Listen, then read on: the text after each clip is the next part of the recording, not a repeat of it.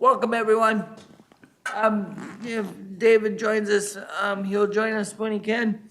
But, and I apologize for starting late. I was stuck in the bathroom, so I apologize. But with that, we will call the January 2nd or January 3rd with the first installment to order, and we'll do roll call. I'll start. Eric Henderson, appointed by MCD. Diane Graham-Raff, Metropolitan Area Agency on Aging, also known as Trellis. Patty Thorson, Trellis. Rhoda Chave, Temporary Administrative Secretary. Darrell Paulsen, Vice Chair, and Precinct F. Patsy Murphy, Precinct C. Richard Rowan, AARP. Heidi Meyer, Minnesota CCD. Claudia Fugly, MNCCD. Good afternoon, everybody. David Fenley, Chair of TAAC, and thank you for starting without me, Darrell. I appreciate that. That's not sarcasm. I do like that. I know. He got a fancy haircut. Trust me. He got a fancy haircut. The tapes roll, we know. Awesome. Well, welcome everybody I to, just wanted to finish on time or finish early. So I was hoping you didn't show up. we might be able to finish early And today. then I would have gave Christine extra time on the agenda too. We very well might be able to finish early today. I did get word this morning that Andy's not feeling well, so he cannot be here for the Metro Mobility update portion of the agenda. I guess a lot of people caught I hope things. he's doing well, because that's over the the second holidays. time, you know, I assume recently. I noticed their agenda, we have no legislative update. No, that is next month. She was unable to make it this month, but I scheduled it for next month, Right. for February, before the session starts. And she might have more information too. 3, 4, 5, 6, 7, 8, 9. Awesome. And we have a couple folks online too, so we do have quorum. I would entertain a motion to approve today's agenda, noting that the Metro Mobility update will not be happening this month. So moved by Patsy. Second, Thank Patty. you, Patsy and Patty. All in favor, say aye. Aye. Aye. Abstentions, Oh, fantastic. we forgot to do introductions online as well, sorry about Oh, that. well, perfect. Let me do the minutes and then we'll let Chris and Carrie introduce themselves online. I would entertain a motion to accept last month's December of 2023 meeting minutes. And move. Thank you. Patty Thorson. Second. Flip it this time. All right, thank you very much. All in favor, aye? Opposed? Aye. Aye. Abstentions? All right, and I do apologize, Chris and Carrie, for going over you all during introductions, so feel free, Carrie, and then Chris, if you would like to introduce yourselves, please do. Go ahead, Carrie. Okay, I'm Carrie Sheldon, representing Precinct G. Sorry I'm late. I had a little trouble with doing this Zoom. And I'm Chris Bates, and I represent Precinct B. Awesome, thank And you. who's the circle person? Thank you both very much. I think that is our technical wizard. Okay. Jason, I think is his name. All right, thank you all very much. We can just dive right in. I think we've had a couple Blue Line extensions over the years. Glad to see that it's back up and running now, and happy to have you all to give us another update. Thank you, Mr. Chair and committee members. My name is Chris Beckwith. I'm the project director for the Blue Line Light Rail Transit Extension, and we haven't been here for a couple of years. Nick Landwer is also going to present today, the Director of Design and Engineering. Nick's been with the project since the very beginning. He's going to do the second half of this presentation today. But we were trying to recall the last time we've been in front of the committee, and it's probably been at least a couple of years. So we have a pretty good update for you today on our new proposed alignment and kind of some of the schedule items and some of the work that we're doing right now. But as always, we love coming to this committee because we get such great feedback on the things that we should be watching for, the things that we should make sure that we're doing going forward as we move through 30%, 60% design, and so on. So really looking forward to the return loop on the discussion today. So again, I'm Chris Beckwith. So we can move into the first slide here. So this is the Metro Blue Line extension. So this goes between Target Field all the way up to Brooklyn Park, as shown on the alignment in the center of this map. It does serve the communities of Minneapolis, Robbinsdale, Crystal, and Brooklyn Park to the fast, frequent, all-day service of the Metro system. This is an extension of the existing Blue Line, the former Hiawatha, the existing Blue Line light rail transit. So it'll be a one-seat ride from anywhere on this map you see here, which is, again, from Target Field to the northwest suburbs, all the way down to the Mall of America and the airport. So we are focusing on building community prosperity through anti-displacement strategies. So it's a kind of a different approach we're taking on this particular project in trying to anticipate displacement with the project before, during, and after construction, and how we can address that both before, during, and after construction. So we'll talk a little bit about those steps in an upcoming slide. On the right hand of this slide here are some of our next steps schedule-wise. So we are actually working on updating our project ridership using post-COVID information. So that'll be a blend of the pre-COVID and the post-COVID data that we blend together. That's what the Federal Transit Administration is looking for us to do. And so we're working on those numbers right now and should have that sometime in the first quarter here in 2024. We are also working on a supplemental draft environmental impact statement, and that builds upon what we have already published in the original Blue Line project, which had a slightly different alignment along the freight rail corridor. We're taking that document and we're just expanding to address the alignment you see here in the middle of the screen, and doing the evaluation for the environmental impact statement, and then documenting all that, publishing that document, and then getting feedback on that document in spring of 2024. We also have to go through the municipal consent process, and that is where we will ask from the cities and the counties to ask them to consider municipal consent for the project by action of their city councils and county board to move forward, and that process will be in the summertime. We are not going to wait until the summer to ask them that. We are actually building municipal consent as we go. We are making adapting the alignment, changing our scope, responding to the community feedback as we go. So we're not going to wait till the end. We're building that as we go. Then a few other of the next steps here. We'd have an updated cost estimate sometime this year. Final design would be moving later this year into next year, construction in 2026 and 27, and anticipated opening in 2030. So next slide. This is just a different way to look at the same information for the schedule. So if you look at the right-hand column here, it says we're here, so 1.5 to 2 years. We will be working on that supplemental environmental impact statement and the 30% design, which will be first half of this year, and then that municipal consent that I mentioned next summer. Moving to the center of this timeline here, 1.5 to 2 years would be final design, and when we would seek the federal funding from the Federal Transit Administration, and then go through our construction bidding. And then after that, it takes about 3 or 4 years to get through construction and actually open the line. Next slide. Just wanted to highlight a few of the engagement activities. They're shown in the bulleted upper left here, just a listing of some of the types of engagement we've done. Many community meetings and workshops. We have pop-ups, meaning we might just have a table at a community event and answer questions.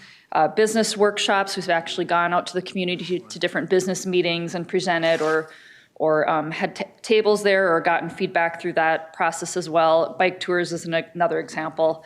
And just on this slide shows a number of visuals, pictures from some of those events, from community meetings and workshops, and the bike tours and things like that. So that's the photos that you see on the slide.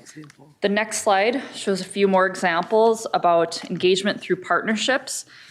In the upper left is the anti-displacement work group. That is actually in close coordination with Hennepin County, who is a major project partner of ours and the major local funder as well. So they are helping to lead and coordinate that effort under our project office team. We also have community cohorts. What that is engagement where we're actually contracting with local community groups to kind of expand our engagement. Those local community groups actually know the community way better than we do. They're already integrated. They can get information out, whether it's a flyer, whether it's trying to get people to come to a meeting, trying to get people to fill out surveys. They can actually filter that information out into the community and reach them even better than we can. Cultivate Arts is another example of some innovative engagement. It's an arts program, also funded through Hennepin County, where we're using the arts as a different way to engage people. And so there's lots of different ideas and opportunities that have come out of that, a lot of community events they table at. So that's another way that we've been able to engage. And then the last thing on this list is Elevate Hennepin program. It's an existing Hennepin County program that provides business support services as well. And then the photos on this slide just kind of show an example of each one of those bullets, a photo from each one of those.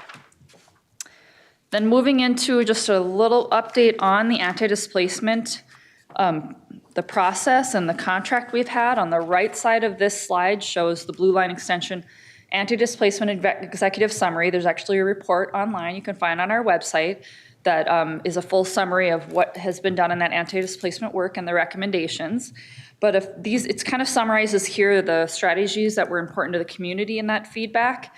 The community is looking to be empowered, wanting transparency in our decision-making process. How are we making decisions? Who's making decisions? When are the decisions getting made? They want support throughout the project. They want a commitment to community development, which is interesting because anti-displacement does not mean anti-development. There's some communities that want to see redevelopment in certain areas, and there's some communities that want to see what is existing to stay. So it's a little bit of a blend of both when you're talking about anti-displacement. Safety and accessibility are also common themes as well. Obviously, wanting to be able to access our stations, to provide all the things that we know are important to this committee as well. That is a common theme that we hear through both the anti-displacement work and all of our outreach as well. Some of the urban amenities have come up, wanting to preserve the ability to have their local festivals and to have the arts and have opportunities, for schools to be involved in some of our work, and just wanting to kind of weave this transit investment right into the urban community that exists now. And then economic renewal for local businesses. As I mentioned, some are looking to redevelop, some are looking to stay, and some are looking to grow.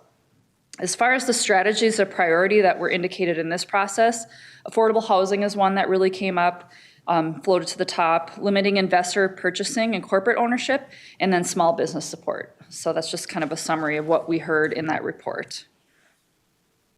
Next slide, shows, so we have a corridor management committee, CMC, for the Blue Line, much like all of the other projects have had a corridor management committee as well. And this was just a resolution that was passed by the CMC of what they want to see as next steps for the anti-displacement work. And this is just a summary of the resolution they passed. They want us to continue to work in partnership with project sponsors, develop a framework on how we'll implement these anti-displacement strategies in a public engagement plan. So that's actually what we're working on right now. And then how we can get investment to fund some of the initiatives that are coming out of the anti-displacement work. And then that last bullet is talking about securing the funds needed to implement the anti-displacement measures before, during, and after construction. We don't have a funding source yet for all of this, but we do believe that kind of moving through municipal consent and when the project really starts to become a reality, that we will see some private and philanthropic investors to support this work. And the next slide actually talks about the next steps in anti-displacement. There's 4 bullets here. Some of them are complete, some are in progress. The first one here, we are working to create this regional group to discuss the implementation of the strategies. We've created a local government group in that second bullet to receive the recommendations. The third bullet, as I mentioned, we don't have an anti-displacement fund yet, but that is something that we hope to see take shape this next year. And then aligning our research and recommendations with the Blue Line Extension federal process, meaning our supplemental draft environmental impact statement. How can we incorporate the anti-displacement recommendations into that process? That's in progress. And then lastly, developing an anti-displacement policy agenda for our legislative session coming up. So that work is complete as well. So you'll probably see some of that coming into the legislative session as far as what we would like to see for the Blue Line. That's all I have. Nick is actually going to take you through the project scope or the project alignment as we have it right now, meaning this is what we are studying in the supplemental draft environmental impact statement. It doesn't mean that this is the final alignment. If we find out something through that environmental impact statement process that changes the alignment, we'll be ready to adapt to that. But Nick's going to walk you through it, and then we'll take questions. Thank you. Welcome, Nick. Thank you, and it's good to be back here. I'm Nick Landwer. Again, I'm the Director of Engineering and Design for the Blue Line Extension Project, and as Chris said, I'll just walk through each community and talk a little bit about the highlights along the 13.4 mile corridor with our 12 stations here. So starting at the very north end in Brooklyn Park at Oak Grove Parkway Station, that's where we'll have a park and ride with about 900 stalls in this area. So this is up right now in a greenfield, but there's plans for extensive development to happen up in this area. This is also where Target has their North Campus in Brooklyn Park. So in this area, we also will have an operations and maintenance facility on the very north end of the project, similar to a operations and maintenance facility we have at Franklin Avenue. So where cars could be stored, clean, light maintenance, wash bays, and cleaning on that. So next slide, please.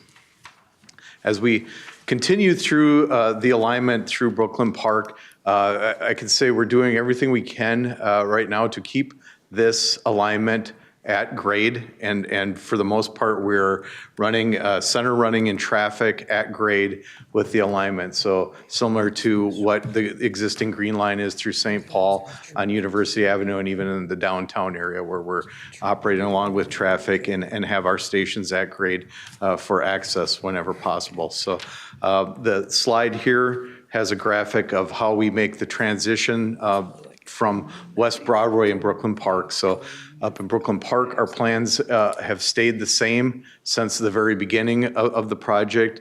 It's when we get farther down where we had to address, our lack of being able to work within the freight rail corridor where we're changing the alignment where we can to continue through Crystal, Robbinsdale, and into Minneapolis. So the graphic you see here is just an overpass as we make the transition from West Broadway in Brooklyn Park over to center running in County Road 81 today. Next slide, please. The next station down as we transition down from Brooklyn Park, still in Brooklyn Park, but going towards Crystal, is the 63rd Avenue station. There's an existing 500 stall park and ride in this area, so it's a very good location to use existing infrastructure for access to the line. Have a station there that will be at grade in the center of 81.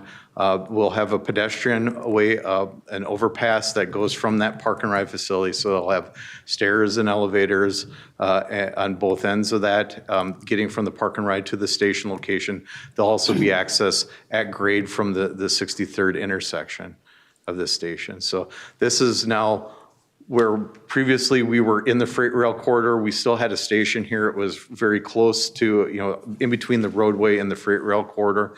We've shifted it over about 90 feet from our original plans. Next slide.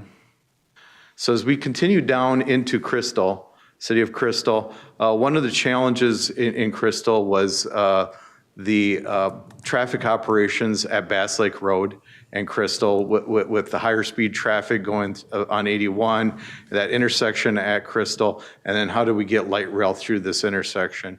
And one of the things that we looked at is, okay, how can we make this situation better? So what we're proposing here is an interchange. So bringing, in the graphic here, we show existing what it looks like on the left-hand side. On the upper right-hand side is a proposed interchange. So bringing the County Road 81 traffic up over Bass Lake Road, so get it out of that intersection, get it out of the signalized intersection, and 81 will be able to travel straight through with pedestrian, or with vehicle traffic, and then keep the station down at grade. So it's more accessible in that location. You can access that grade.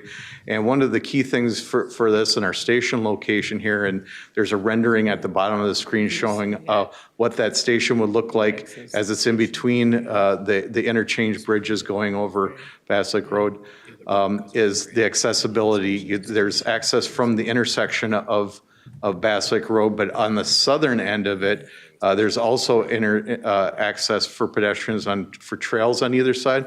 So we'll be able to get the pedestrians, bikes through that area to the station, across the roadway without having to cross vehicle traffic here. So the only crossing would be to the train tracks or getting to the station at this location. So we've looked at this as a big win for the safety in this location, that not making the intersection operations better, and having an accessible station platform in this area. Next slide, please. Moving down into Robbinsdale, this is where we're starting to move farther away from that freight rail corridor. So we had a station in the downtown Robbinsdale area previously. It was in the railroad corridor. Now we're continuing in County Road 81 here, and having a downtown station area that is roughly at County Road 81 and 40th Avenue in this area. And we're looking at the potential for a park and ride in this location. There's an existing U.S. Bank site here. They're looking to downsize their footprint for their bank in this location. They don't need the building that they have there. They would like to keep a presence, but this gives us an opportunity to put a park and ride in this location and incorporate a lot of the transit center operations. We have a Hubbard Transit Center a couple blocks away in Romsdale, to bring that over here and connect it up with light rail. So that will incorporate those bus transfers from the routes 14, 19, 32, 716, and 717. So this is a good chance to consolidate all of that and start making those robust connections between transit, between light rail and our bus transit in this area. So this is a very good opportunity for that. Next slide, please. Lowry Avenue Station is really a big one as we've been advancing through the design. So this was an opportunity where a lot of folks in our previous alignment said, can you get to North Memorial Hospital with it? And we were a few blocks over in the freight rail corridor, and it really wasn't a good way to get to that destination. By being in County Road 81 in this location, that this gives us an opportunity to serve that area to around, which is basically Robbinsdale, Minneapolis, and North Memorial campus in this area. So originally we were looking at a station that the bridges over Lowry Avenue were just reconstructed by Hennepin County. They just finished up here. So we were trying to keep away from that bridge infrastructure. And we originally showed a bridge that came from West Broadway over the lanes of West Broadway, having an elevated station in this location, and then bridge structure would continue and come back down at Bottineau Boulevard. And as we've evaluated this area, that we know that the opportunity to maybe do some delicate enhancements to the bridges that were just built there. Let's get that station down at grade. So these are some of the work that as we're listening to the community and to our project partners saying, how can we make this better and more convenient in this area? This is what we've done. So next slide, please. We've looked at doing some just minor work to some of the bridge spans through here, extending those the vehicle bridges that were just constructed, extending those a little bit farther south, getting that station back down at grade. So accessibility is at grade here, so a lot easier, more convenient to get to. We're not having to go up to a structure in this location, and just adds the amenities to both the community around and how they access this area, to the hospital, how it accesses the area. But this is also part of Theodore Wirth Parkway and the Victory Memorial Parkway, so part of the park system. and how we connect to that and have more robust connections with bikes, peds, folks that are rolling up to this area. So what you see in this slide here is you look directly up at those bridge structures. Those are the existing bridge structures that were just built and stuff. We kind of shave one, the bridge that you see on the right-hand side of this photograph, we shave a little bit off of that to get the room in between it, but this is how the concept would look to be there. Next slide, please. This slide has just a little bit different perspective of that same station. So again, the bridge spans you see in this slide are at a new intersection of Theodore Wirth Parkway and Victory Memorial Parkway. So lining those intersections up, keeping the train in between the bridge structures. So what you're seeing is the existing bridge structure that's in place now. The train is running through the intersection we're in this view standing at that intersection of Theodore Wirth Parkway and Victory Memorial Parkway looking towards North Memorial Campus, and in between us is the station location. Next slide, please. Rolling down into Minneapolis now, our next station is at Penn Avenue, so this is a good opportunity to connect in with the existing C-Line BRT in this area. This is where we're now in Minneapolis on West Broadway Avenue. Again, we are street running down the middle of West Broadway, so we maintain vehicle traffic on West Broadway. Today it's 2 lanes in each direction. We'll bring that down to 1 lane of traffic for vehicle traffic, and the light rail will be center running. But this is the opportunity to serve, some of the businesses that are there in place. The historic Capri Theater is there, and there's development already planned for this area next to the Capri Theater, which is by Neon organization. They have a food incubator project that they're working on to get in this area and develop. Next slide, please.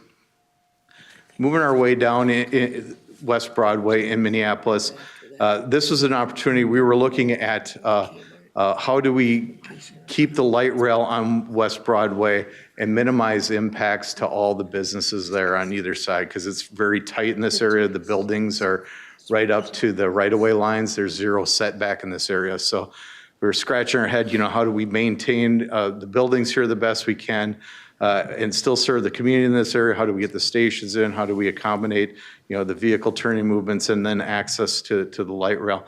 And so we were looking at West Broadway and 21st as a corridor in here. So 21st Avenue is a residential roadway in this location.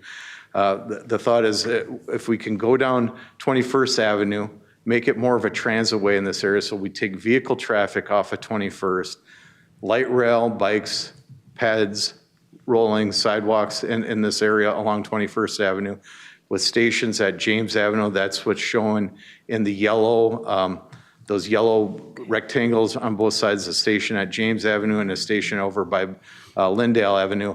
And then what this view is showing is that connection between West Broadway, which is on the bottom end of this graphic, the south end of this graphic, and then the blue line is the light rail in this area. The tan lines going up and down are those corridor connections to get between West Broadway and the 21st and how we connect the community in this area.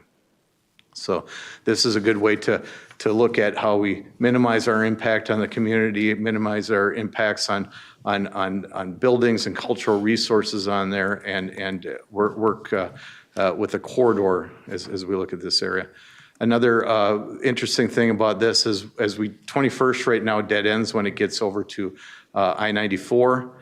This is an opportunity where we'll cross I-94 with a new bridge for the light rail, and with that we can put in trails, sidewalks in this area along with the light rail to make a better connection over to the east side of 94, getting folks over to the parks over on that side, the east side, the river over on that side, and the amenities that are there, and just having a much more robust connection with the community. Next slide, please. This is a a graphic that shows what that new bridge would look like. So what's kind of on the top there is West Broadway Avenue. That's the existing bridge that crosses I-94 today. The new bridge for light rail just to the north of the West Broadway Bridge. And again, as you look at the graphic that's on the lower portion of that, that shows how we can get pedestrians and bikes and potentially even, vehicles across a new bridge there to help with those connections. And then this is where we connect into Washington Avenue from North Minneapolis and start heading towards Target Field. So next slide, please. As we come down, we're on an alignment that's east of 94, and we're heading towards Target Field Station there. We're continuing to look at this area. Our recommended alignment goes down Washington Avenue to 10th Avenue, and then follows 10th to 7th, and then to Target Field Station in this area. So what you see on this graphic has a solid blue line that goes to Washington to 10th. That's our recommended option. We're still evaluating another option that follows 94 a little bit closer along the right-of-way in this area. What we see about the recommended option is we're able to get that station at Plymouth Avenue, just at the south end of Plymouth Avenue, serves the North Loop area. It's potentially a more activated site for a station to be there and easier to access that area and the community around it. Next slide, please.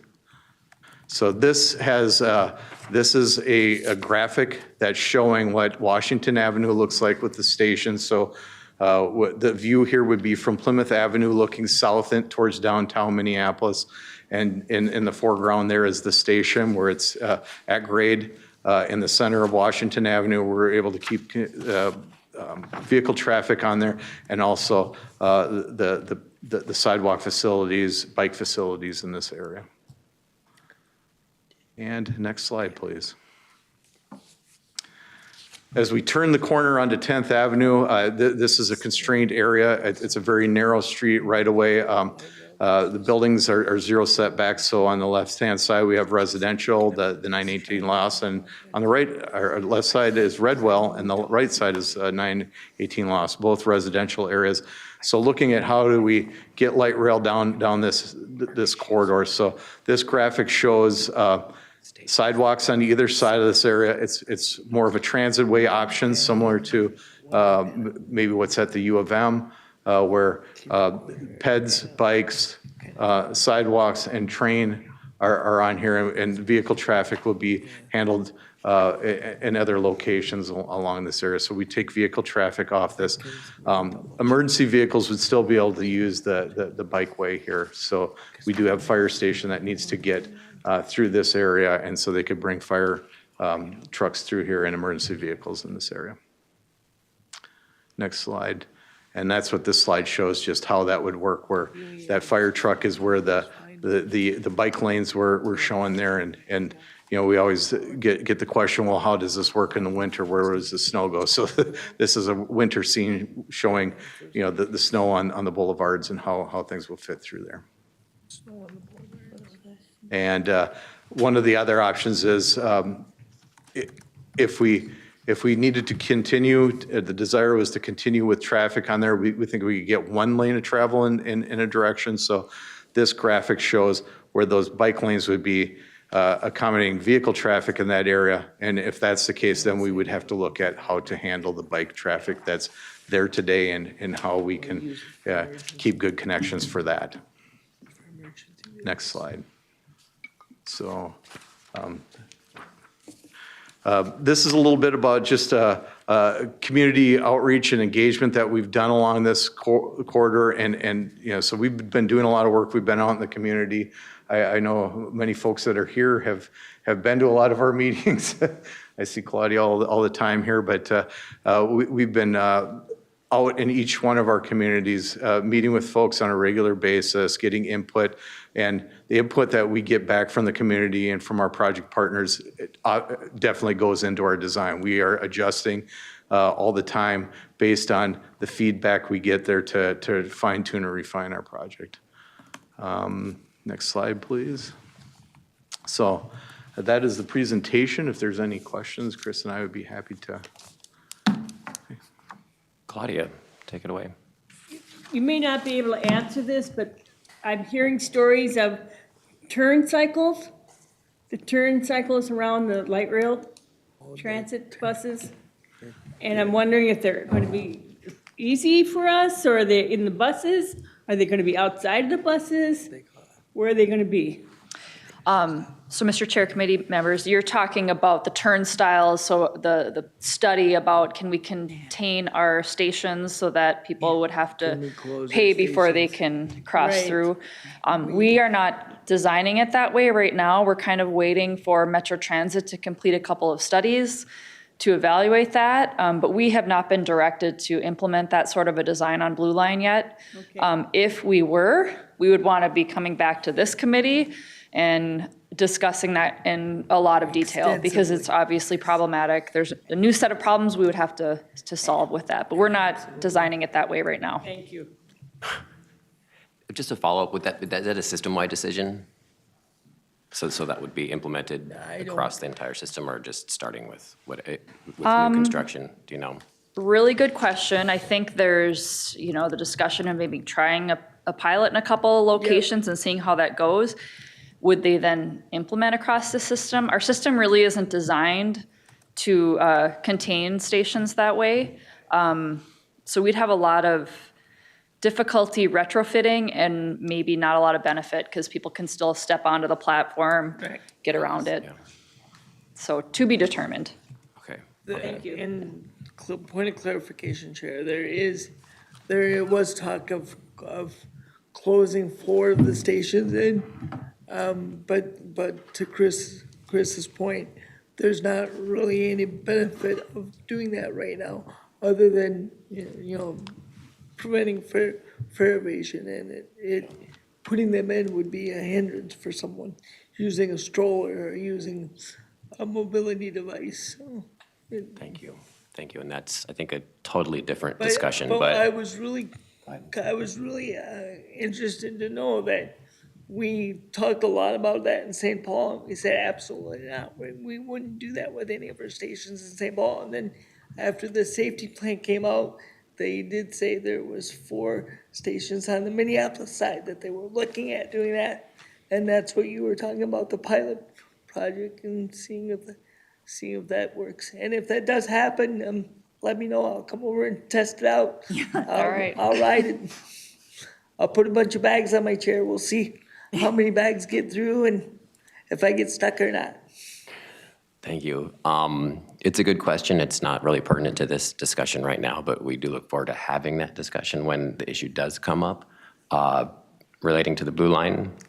Okay, go ahead, Heidi. Yeah, when I was looking at the pictures, I was concerned about how you're going to keep some of this very clean and safe, because of the way it's built.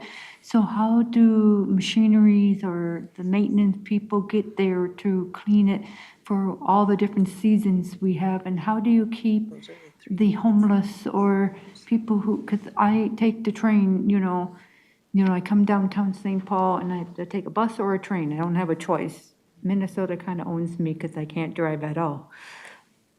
So then I see everything, including how do you get the people not to jump the rails to go to the other side when it's very dangerous? Because one of these days, and I've heard it has happened, people got injured, because I've seen that too.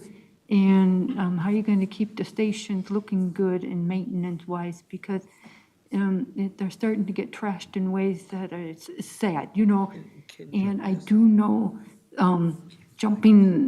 trying to get on the train down by the Capitol, the driver was very, no, you're not getting on the train. So how do you prevent some of the stuff that we have some serious issues with, and you're always coming to us to find new ways to clean it up? Mr. Chair, committee members, so that's a really good question, and it's something we hear a lot. Safety, so safety is a big concern for folks, both on our vehicles, at our stations. I don't know if this committee has had the benefit of receiving any of the presentations from our chief, the Metro Transit police chief, or from our general manager. They've got some really good content that they could share to kind of talk about the safety plan that's being implemented right now. So that's part of it, that Blue Line will be looking towards, those improvements and those initiatives Metro Transit wide, so that by the time we open, hopefully we'll have some of those addressed. The other thing is, can you look at new ways to do signs? Because down at the Capitol area, the signs are fading. Okay. And they're signs that are very, very important. They kind of tell you danger. They kind of tell you a certain thing, but we didn't build it for our weather. Now they're just fading to be nothing, as I cross to do all the correct things I'm supposed to do. Yeah, that's great feedback. The maintenance, I wanted to address that too. So snow and ice removal on stations, we keep that in mind too when we're designing. We actually will coordinate with our engineering and facilities group at Metro Transit to have them, the ones who are actually going to be doing the snow removal, we'll take a look at our plans and say, oh, we need a little more space to get in here. We need a little bit more width to get our machinery in here. So we do have them take a look at that as well. Look at rain, because at the Capitol Station, the rain was coming down, and so it was coming down in a way that it was actually making it hard to find a shelter without the rain coming into the shelters. Okay. I mean, it was a great idea, but it's not 100% working when the rain decides to go a different direction. Diane, and then Chris online, I see your hand. For any of the stations where you have perhaps a bike path running directly there, do you have planned traffic signals or pedestrian crossing signals? My experience is that cyclists are the worst when it comes to yielding to pedestrians, and especially if people don't move fast. And also they're harder to see and, anticipate as a pedestrian. Mr. Chair, committee members, yes, we look at each crossing of the tracks individually. So, for instance, usually if it's a signalized intersection, it's fairly straight through in those locations, any of the intersections that you see out there. But where we have like mid-block crossings where it's not, maybe signalized or it's not at an intersection, a lot of times we look at trying to box out that crossing, so we force folks to look in that predominant travel of trainway to turn them as they cross, so you're not just blindly crossing through. You maybe saw that train leave, but you're not seeing the next one come through. So we look at each case individually. We go through with our operations folks, with our safety folks, and look at what we can do to make that design the best we can. And we do put at each one of those crossings, there's what's called the cross bucks, the crosses that with the wig wag, the lights that flash and ding, and blank out signs saying, train coming. So My concern is that many times the onus is put on the pedestrian to watch out for the bicyclist. And when folks are trying to get to a train as quickly as they can, and it's difficult to see a cyclist coming up, that they need some sort of signal that they can hit. I've seen some of these mid things just like near parks and stuff where the pedestrian can hit it, and then that basically tells all vehicle traffic that they need to yield to those pedestrians and let them get safely across. I noticed. Go ahead, Chris. I think you're muted. Still muted. We can't hear you, Chris. Unmuting. Thank you. Christine, this is more for you. I served on the Southwest Advisory for the TAAC. And what are you folks doing to prevent the cost overrun that we suffered with Southwest? Because there's a lot of skepticism with people whether this is really a good investment because of the overrun, budget overrun. What are you folks how are you folks handling something like that? Yep, Mr. Chair, committee members, fair question. The Blue Line extension doesn't have a current cost estimate right now. Actually, the one that we do have is on the old alignment, and it's several years old.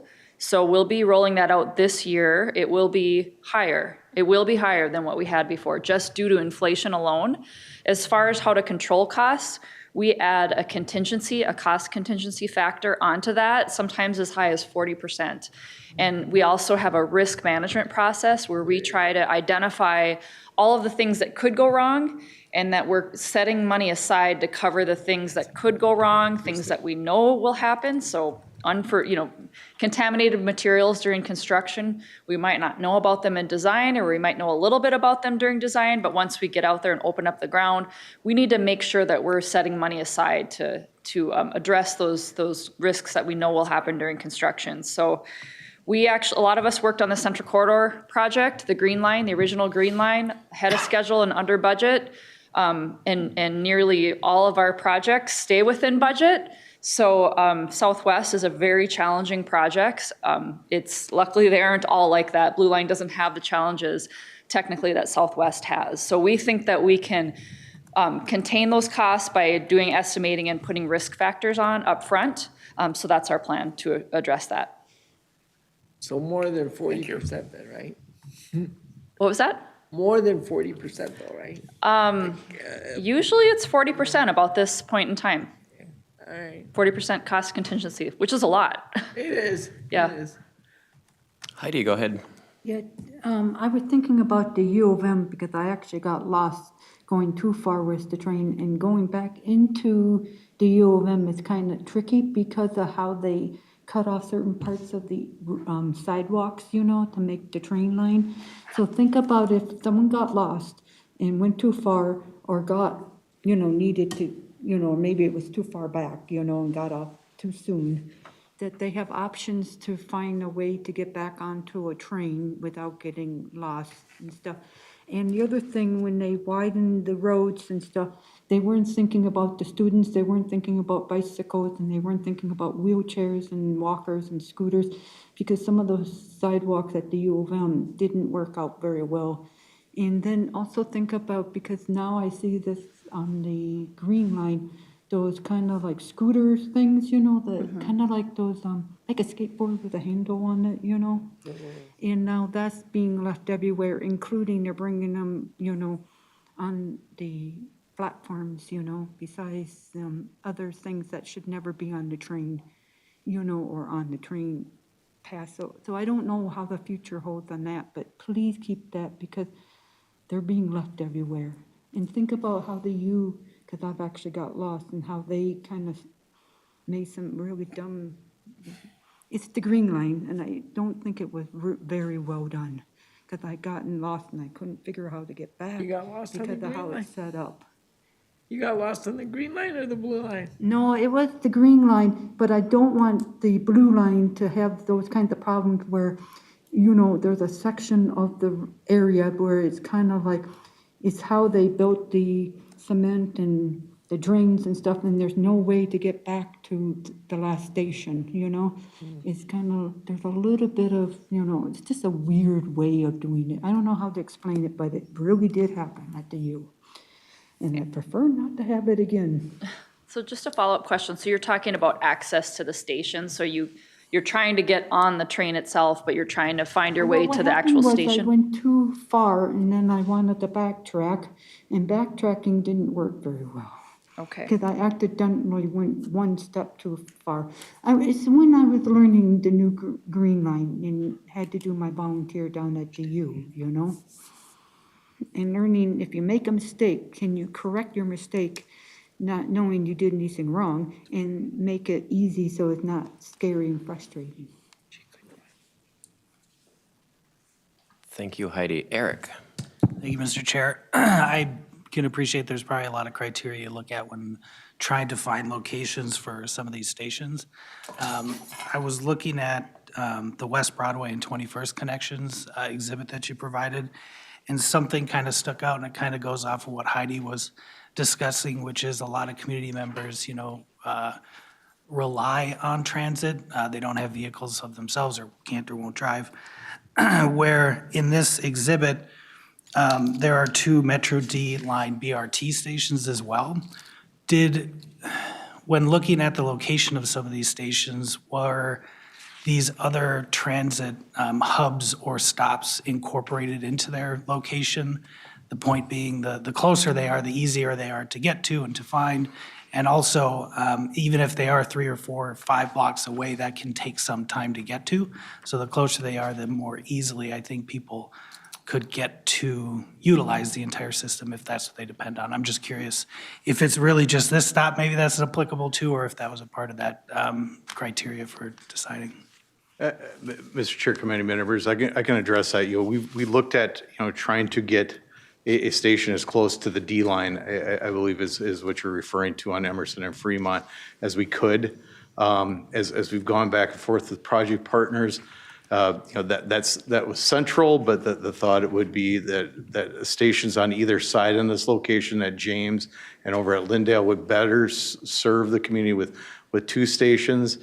Getting a 3rd station in a block away gets to be tough to serve that Emerson Fremont area.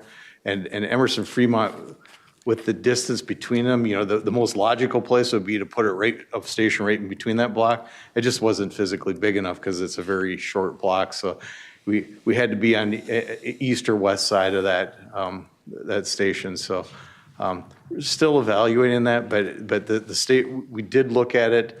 I think one of the things to point out, Penn Avenue, we specifically put there because of the C line being there and that quick connection. So we're trying to make those as often as we can. This is just one of those more difficult locations to serve everything in this area. So I guess to piggyback off that, it falls outside of, I think, potentially some of the pay limits of the project, but would there then be wayfinding signage to some of those key stops from station to maybe a BRT or some other transit stop? Yeah, Mr. Chair, committee members, yes, wayfinding, and I think that kind of gets to Heidi's question also, is what we will look at wayfinding, that areas outside the station or how to get people to those locations with the project on this, so. Thank you, Eric. I have a couple, you want to go? Go ahead. Okay, I have a couple questions, maybe more comments, and then you can confirm or deny. It looks like not a lot of opportunities for elevators. I think that's maybe by design, which is a good thing. So thank you for that. I also don't see that offset station design that was in previous LRT projects that has come before this committee before, and we expressed concern with that. Is that something that is off the table as well? And I might not be using the right terminology, but I think you know what I mean. Yeah. So, Mr. Chair, committee members, I know Ken Rodgers, I see on here, has been a big advocate for, wherever possible, we tried to have a center platform station. So we bring people to one place. We want to keep it at grade because it's more accessible for everybody to get there to that station, and it's a lot quicker. So, I think Lowry Avenue was one of those opportunities where we were having an elevated station there. We heard the concerns. We do not like to have that infrastructure there. Elevators are tough, stairs are tough.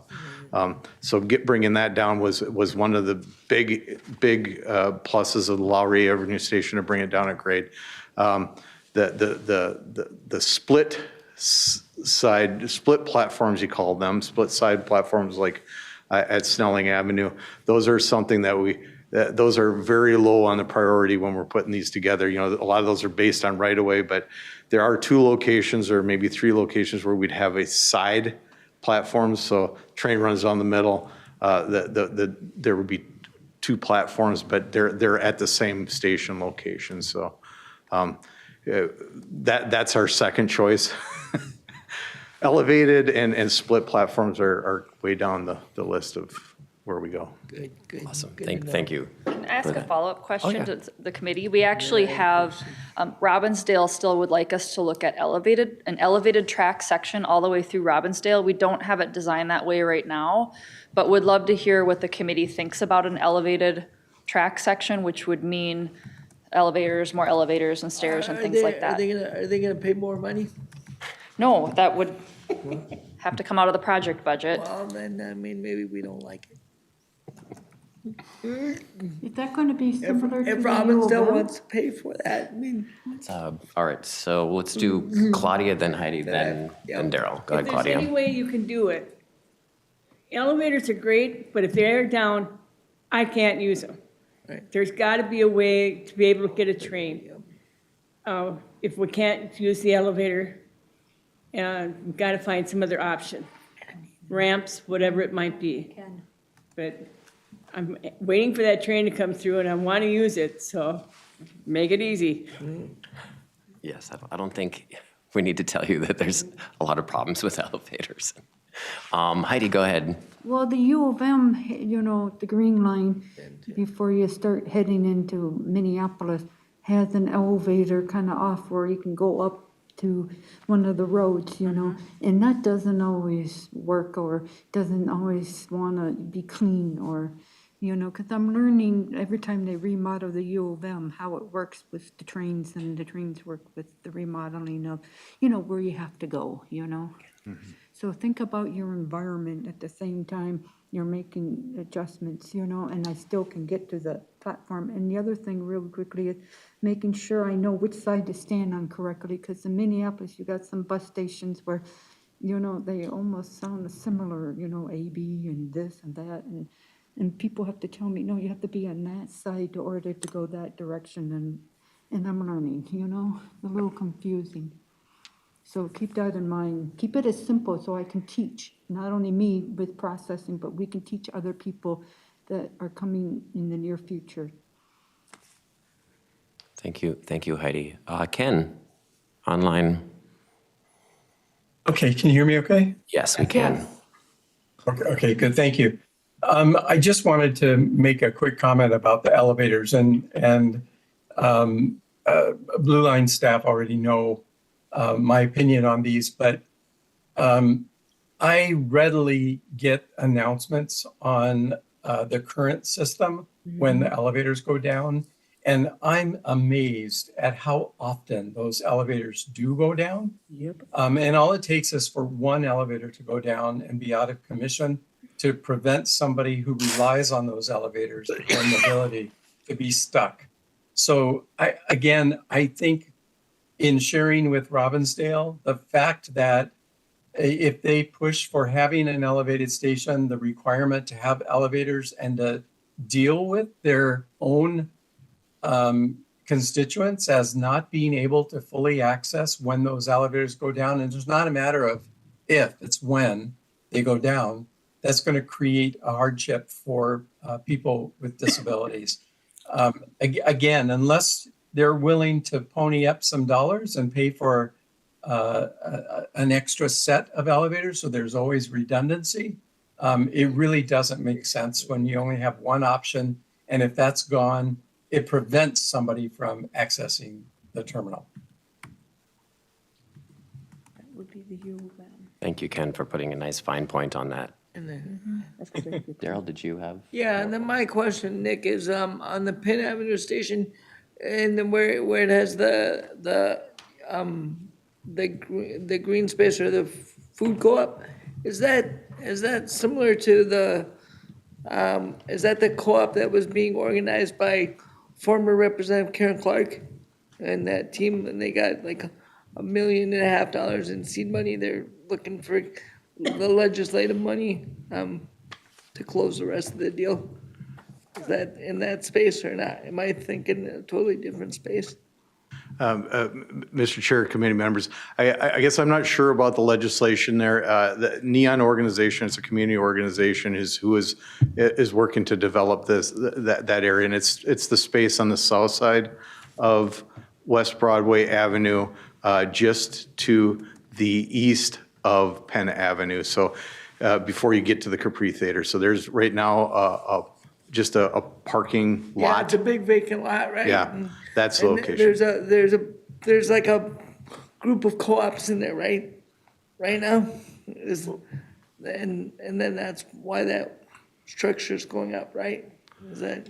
But right now it's a parking lot, but I think the structure is to bring groups together, yes, as an incubator. I think that's the space, but if that's the space, then I'm all for it.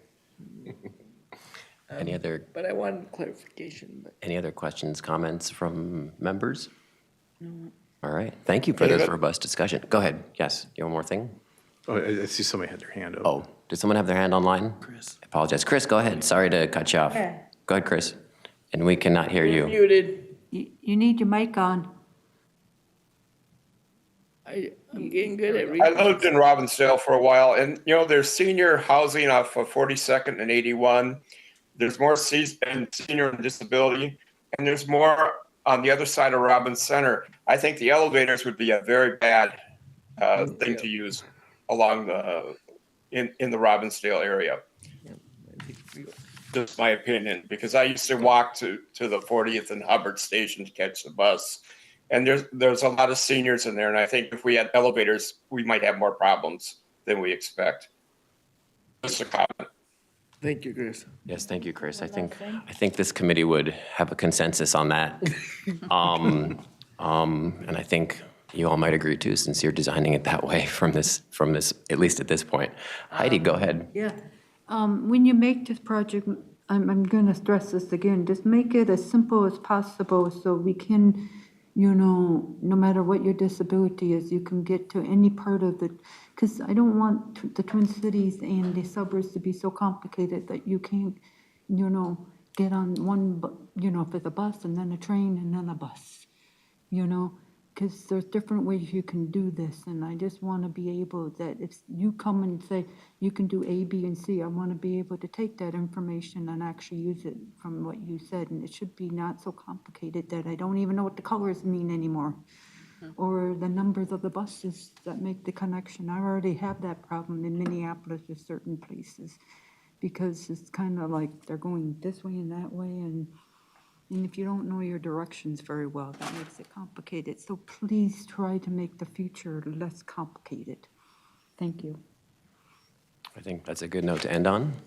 Thank you very much for coming in and chatting with us about this. Thank you as well. We'll see you again. We'll be back. Oh, yes. All right, committee members. So the last thing on the agenda today is a work plan update. We're like 90% of the way there. I just wanted to ask one last question of you all, and then I will put the finishing touches on it and then send it out to you all, hopefully within a week, and then we can vote in February if you feel that's necessary. How does that sound? Sounds good, and then we can get out of here a little bit early today, maybe like 30 or 40 minutes early. But we will. So my question for you is I have, and thank you, by the way, for folks who did respond to the, when I emailed it out about a month ago with input. But my question to you is when it comes to things that reoccur, whether it's annually or quarterly, where and what those things might be, where do you want them to live on the work plan? And if you don't have anything to say, that's totally fine. I can stick it where I think it should live, and then I'll send it out to you all. Can you give me an example of that? Yep. Because you clearly said if they're quarterly or reoccurring, Yep. where do I want them to live? Well, quarterly would mean every 3 months. Yep. Reoccurring would mean I would see them more than once on the calendar. So I'm trying to figure out where they live. Do they live on the top of the page or the bottom of the page or the middle of the page? What are you referring to? So I'll give you a few examples. Legislative update's a good one. It's reoccurring, but it's not quarterly, it's not It monthly. recurs monthly, Yep, it's every not. month. Well, During the legislative session, it's every month. exactly. So- Again, it doesn't occur monthly, it's reoccurring, when it is needed, which would be, right before session, during session, We and get a then after monthly session. update every month during the legislative session. It reoccurs every month during legislative session. So that is one example. Another example, and I'll toss out a few of these examples, and then please Sorry. wait for recognition to speak. Another example would be Metro Mobility updates. Do we want those to come in every 3 months? Yeah, every I four- believe we asked for those to be quarterly as well. Well, just real quickly, Darrell here. We have plenty of time, and I'm willing to devote the rest of the meeting to this. Sorry. It's quite all right. And then we have things like projects like this that could come in once a year. every 6 months, depending on where in the design they are, what they need from us. Then we have things that may be more annually or 6-month stuff, things like policy updates, whether it's the 88 transition plan or whether it's some of the equity plans that the Met Council has going on, which I think we'll see next month in February. So those are a few of the more ongoing things. Something that would be annually would be like the state fair update. So we try to get them in here before the state fair. We've had some trouble with that in the past, but that's that's fine. So like June, July kind of thing for that. But just, thoughts from you all about when, how often, and what maybe you'd want to see that comes up on a more ongoing basis. So yes, Darrell, did you have some? Yeah, I'm gonna make a motion, so we just clearly clear up some of the things that are clear that I understand them to be. When something says quarterly, it means every 3 months. When something says annually, it means once a year. When something says reoccurring, it means more than once in the 12-month period. And something like reoccurring, like the legislative session, even though that they don't give us a 12-month update, well, they do give us a monthly update, a reoccurring update during session. So that is a standing issue on our committee during session. So that's why it's reoccurring. So I think some of that is just what we consider reoccurring versus quarterly versus once a year versus special projects. I totally agree with you. Yeah, agree 100%.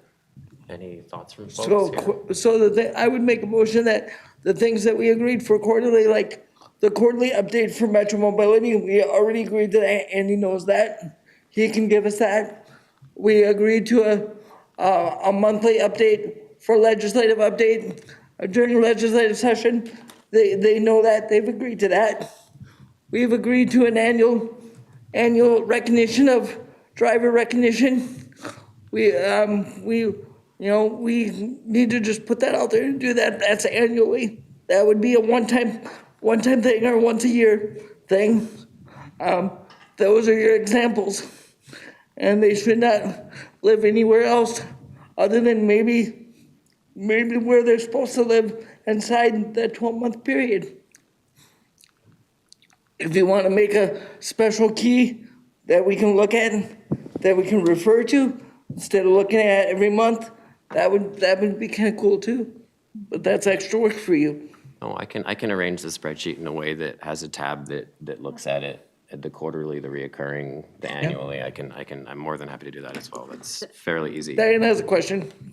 Go ahead, Diane, and then Heidi. I was wondering if it's possible to ask the State Fair folks to come in like April or May before, and rather than present what their plan is, which is what they usually do, and they already have everything locked in stone, is to actually just do a report on the previous year. Yes. So that then members could give a response in terms of their observations of what worked and didn't work before they get everything all put together. I think that might be more useful. Thank you, Diane. I absolutely agree with you. Sorry, David, for stealing your thunder on this. The only reason I say that is because I've been in contact with Renee Alexander. She is willing to come anytime and give us reports anytime we want her to. And yes, I'm willing to bring her back early to give us an update as to what she feels worked well and what she sees coming down in the future. Because there is a couple of things coming down in the future that I know you guys might like to weigh in on, some things like that. So I talked to her at the end of the fair last year. And so we talked for about an hour after the fair closed. So we had a good time. So I know she wants to do that, and that's fair to us, right? Because it's really silly for them to come tell us what they're going to do after they're already doing it. I think that's a really good idea. right, so I have it, so I guess this would be semi-annually. You know, we have a kind of a decompress session, whether it's winter or spring. And again, we can only ask, we can't force them to come. And then in summer, whether it's June, July, talk about changes, updates, things that are going on for that particular year. So I think that's a good suggestion. By June Go or ahead. July, they've already set their stuff too late. That's what she told us when she came to us last time. She said she needs to be in early if we want her to make some changes ahead of time. I think that's a great idea. Thank you, Darrell. Thank you, Diane. Yes, I agree, because I think like they came in They came in June. September and said what they changed. I don't know, we'll just say, putting in handicap porta potties. Well, it's nice to know in mid-September that they put those in, but if they would have told us that in April, people who would be possibly in need of that might be able to give a better idea as to where would be a good place for it, or whatever, you know what I mean? No, So yes, I think we need to have them here when they are in that planning stage so that we can give our point of view on what would be good. I will call them this week or next week, and we'll see if we can get a couple dates from them on the calendar. And then we'll see where we can put them in on our pop-up schedule or whatever you wanna, our special events. And afterwards was nice to be a, I'm drawing a blank of what I want to call it now, but, recap? Debrief. Recap? Recap. Okay, Yeah, thank you. Debrief, recap. Yes, and how things went. Because then it would be fresh in our mind, and we could say what. And she's new, this would be her first year, so it would be interesting to see what she thinks of as her highlights and what she thinks the challenges were at the fair this year. Perfect. Because I know what she told me that they were in my mind, but her and I had a couple disagreements, so I want her to share her comments with you guys without my comments to her. Thank you all. I have that in my notes. Heidi, go ahead. You kind of answered my question earlier. I was thinking if you do, like you said, a spreadsheet or some kind of way that we know these are all the quarterly, an example, these are what frequency means, so we can start, because frequency means anything. It can be 3 months, it could be 2 months, it could be 1 month, you know what I mean? I mean, the word is very loose, depends on how you want to use it. So you answered my question earlier that you put it in some kind of form that we can follow, so we can start making, so when you ask these questions, let's say 2 years down the line, again, to clean it up, we know how to follow you a little, and that you're not re-explaining yourself every single time, And then the other thing with the state fair thing is, if they are going to come quite early, are they going to take us seriously? Because there are some things that seems like it just like they come and drop it and they're going to do what they want to do. And I want our voices to be heard in a way that we are making some changes and helping the disabled community, or maybe the community is telling us something and we need to bring it to them so that, because that's a theme we've been hearing like 5,000 times over. And can you build that in, or does it take a couple years for us to figure out how to make that work, or what goes into having our voices heard and not just talk? Well, we can, Heidi, thank you for the question. We can make recommendations, as much as we want. They're not a Metropolitan Council entity, so, they're nice enough to come and talk to us here just because there is that collaboration between the State Fair entity and also between Metro, hold one second, let me finish, and between Metro Transit. One of the A's in TAAC is advisory, so the Met Council takes what we say very seriously, and they for the most part, listen to us. But that doesn't necessarily have to be the case for the Met Council, and definitely not for the State Fair. So we can make recommendations to them. I think that there is a good working relationship there. So, I mean, why wouldn't they want to listen to us? Hold on. Just one. It's.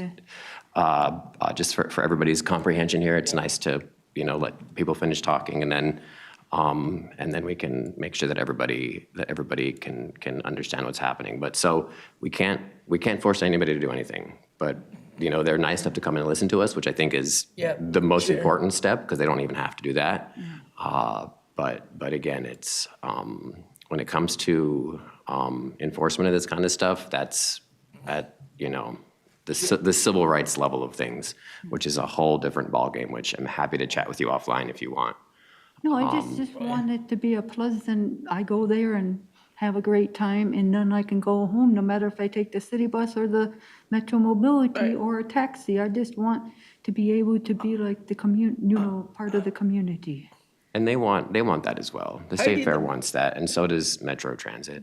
I'm convinced of that. And Chair, if I can say something. Yeah, go ahead, Darrell. Heidi, the thing that I'll notice and the thing that I can tell the rest of the committee is that when I had spoke to the State Fair folks and told them that we need them to come in a little bit earlier, and we wanted them to come in a little bit earlier because I understood that the State Fair was a valuable part of our community, and the people that were accessing the fair were not getting full access to all their amenities, not just the State Fair time, but during the time that they do other events there, like when they do the gun show there, when they do a car show there, or things like that. So then what happened was the guy that used to run the State Fair for 20-some years, he retired. So then the whole organization got turned over by about 60 to 70, 80% of people, right? So that's why you see the new eagerness for the executive director to come talk to us and come engage with us, because it's no longer the old guard that was like, oh, we'll just do things the way we used to do them, and we'll just tell the committee what we did after the fact. But now they're saying, we want to be a part of it, so you tell us when you need us to come to you, and we'll come to you if we can. And that is the relationship that we have, because it's a private company, so we can't force them to do anything. We can suggest that they do a lot of things, but we don't even have teeth to recommend that they do anything. We can just say, we would like you to do this or look at it, but you can say, okay, thank you, and never do any of it again. But the fact that they're willing to come talk to us shows a good start.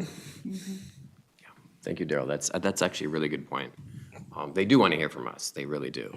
But like you said, they don't have to listen to us. But the fact that they're here means they want to listen to us. But we're getting a little into the weeds. Back to the original question. Yes. Before we move on to the subcommittee reports, I think we have a good understanding of what reoccurring is, what quarterly is, what annually is. If you do something like a spreadsheet or some kind of, like we can learn from and then study it, and then make it so Ken and whoever else needs it in a different way can actually follow it, or a reader can follow it, no matter what version you put it in, and then we can give back to you what you need. Perfect. I'm happy to do that. I do have a spreadsheet. It's been about a month since I sent it to you all via email, but I'll do that within the next 5 business days, so you can see it well before. Can you send it separately from any of the other thing and say like spreadsheet on it? Because if it comes with other stuff in it or attached to it, I might not know that it's the updated version or that it's, My pleasure. you know what I'm saying? That would be my Like if you pleasure. sent it with the notes or with another attachment, I would like, oh. Yeah, I'll send it separately from the agenda emails that come out. Yeah, and then do a follow-up on the driver recognition. Yep. Because if we don't get those names rolling, by the time we get names out and get ready, we'll be halfway into this year already. And that would be silly, because then we'll have to start for next year already. No. I do have that in here as annually, so thank you. That's another good annual one. Okay. Does this ever get tweaked? Like if it needs some. Sure, if they need something from us and it's on a time-sensitive stuff, like they say, well, we need TAAC to vote on this, or we need TAAC to weigh in on this, then David has the authority and all his power to adjust the schedule. Just like he told them that they didn't have to give us a legislative update because they said, we're not ready yet. David said, that's okay. I can hold them off one more month. Yes, No, that's I probably the just didn't only know if authority I it have. was You know, Go ahead, David, Heidi. you know, where you might have to do some reworking a little. It's a working document. It does not set in stone. We don't have to stick to it if something else needs to happen. Nope. It really is just guiding our Vision. kind of long-term, planning, have an understanding of what we want to work on over the year. All right, cool. I'll get this out to you shortly. It kind of gives Chris and I something we can bitch back and forth about on the phone in between meetings. All right, But subcommittee. we haven't had time to talk yet, so we thank you for giving us something to talk about. Subcommittee updates. Ken, do you have anything for the Blue Line, even though they just came and gave us a whole update? Yeah, I think I'll just leave that as my report. Thank you. Chris, anything on the Green Line? No. No, okie dokie. I did give the goal line update. I did notice it didn't get sent out. I'm not sure why. It sent it to you, David. I'm not sure if I put Rhoda's name on it or not, but I'm not sure why that didn't get out. And the purple line, well, there's so much to tell you about that I'm not sure where to start in that, because I know we're doing some realignment where the preferred alternative alignment was the Bruce Fentel Trail, and now we're looking at putting it down White Bear Avenue and making the White Bear Avenue from 4 lanes to 3 lanes, just in that section, just so we can save the canopy over the trail, but that's to be determined. There will be a number of community engagement pieces along the line, and we'll be bringing folks along the line with golf carts and stuff. I don't know how accessible that will be, but we'll be jumping on the line and looking and showing folks the line as we get closer. So I'll give you a better update. I'll send it out when I see the gold line goes out to us, and then I'll follow it up with a purple line update.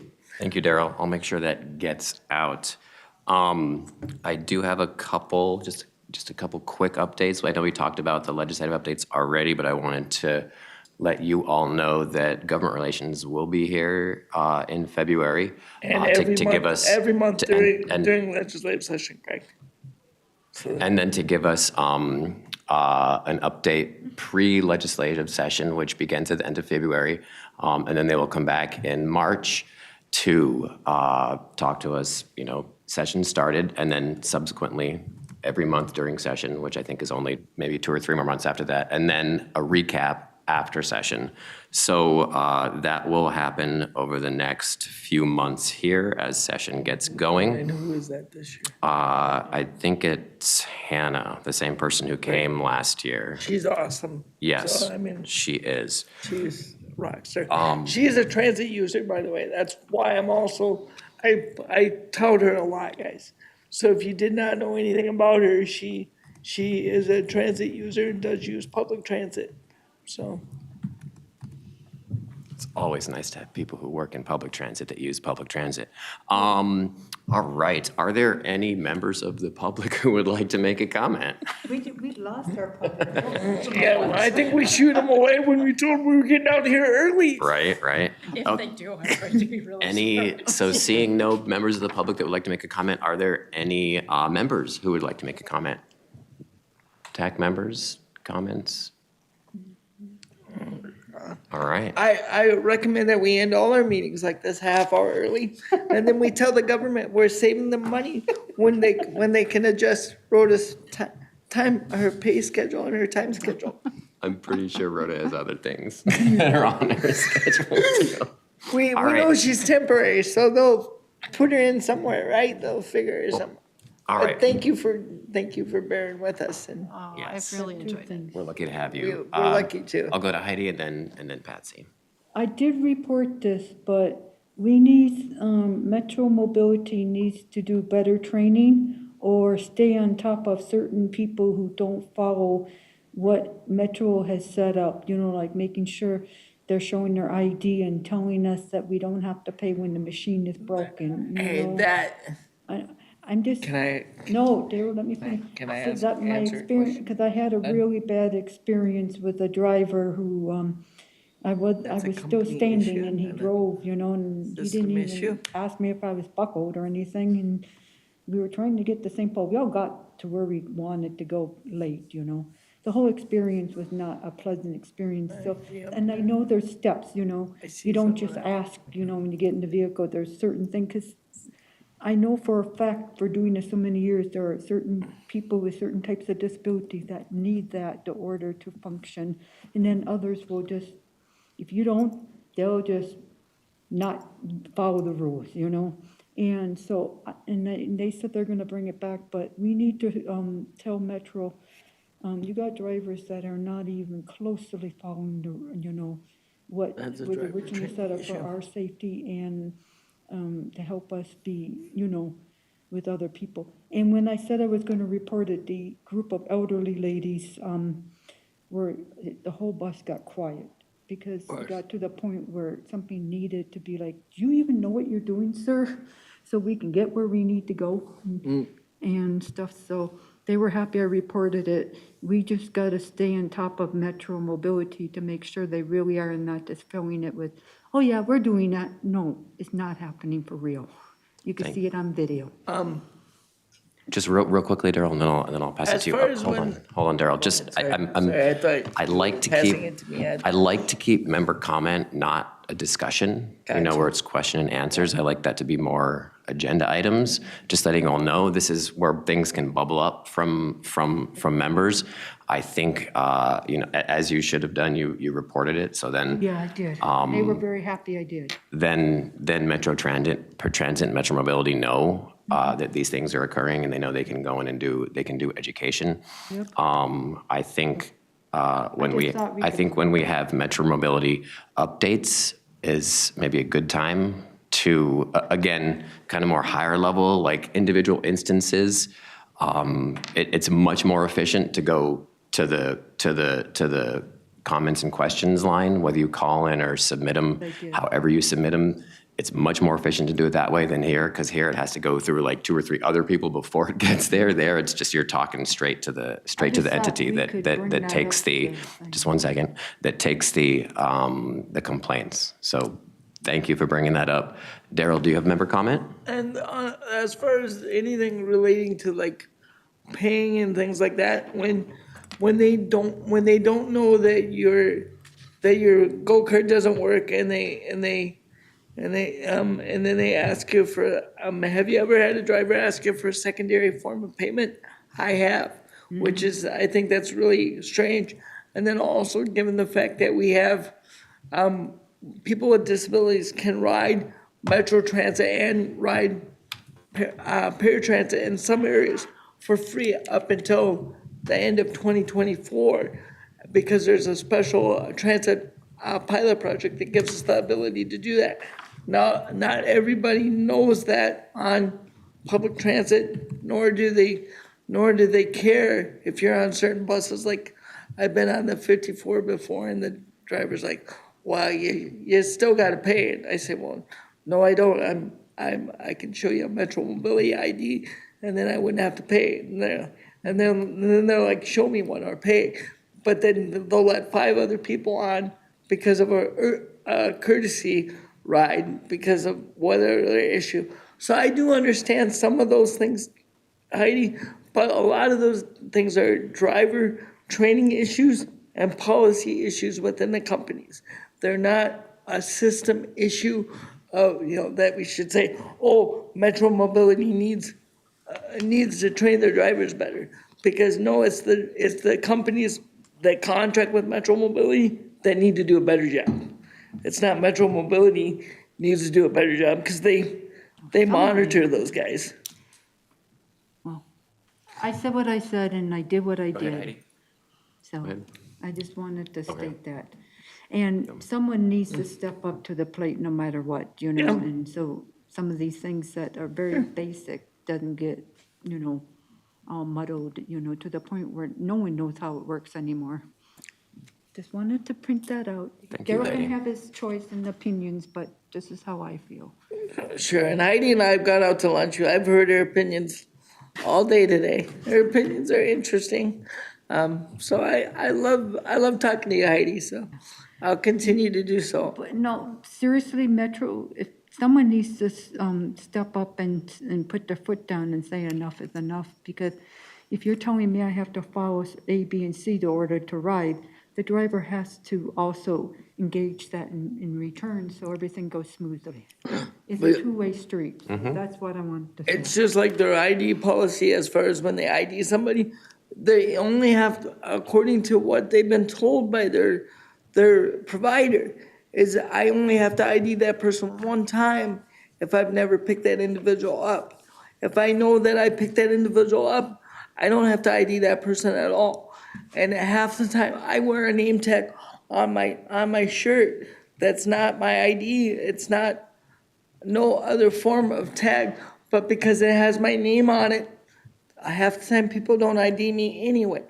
So, I mean, I think it's just it's a policy issue within the company. It's not a system issue. I mean, the system says, yes, you have to ID your customer. But then the company says, if you already picked up that person, you don't have to ask for their ID each time. Which I think is kind of, it goes to Heidi's point. Well, the system says we got to be ID'd each time, but the provider says you don't have to. So, I mean, I see your point there, but I don't see IDing the individual each time, especially in the wintertime. I don't see that as a big issue. I see that as more of a problematic issue because I'm not going to be able to pull my ID out if I'm cold waiting for the bus. Well, I'm just not going to do it. I just know what I know, and some people need that extra response, and people need certain things, and there has been, truthfully, I've been told that they had, and I've heard it over the airwaves, they have denied people for not having the proper stuff. Yep. They've denied me for not having secondary form of payment. They've denied me for swearing on the bus, which I wasn't even swearing at anybody other than probably myself or something that happened. So they have every right to deny you for a number of reasons, and you know, it's unfortunate. It's called public transportation. It's not a hard, yes, the system kind of sucks, but it's not a hard thing if you know how it works, you know? It's, you know, so that's all I want to say. All right, I think we lost everybody online, even though I think Carrie had her hand up, but. Oh, she did it, did we she? will- I'm sorry. It's okay. We will adjourn 23 minutes early. Thank you all for joining us. Well, and I just David- wanted to make this one comment.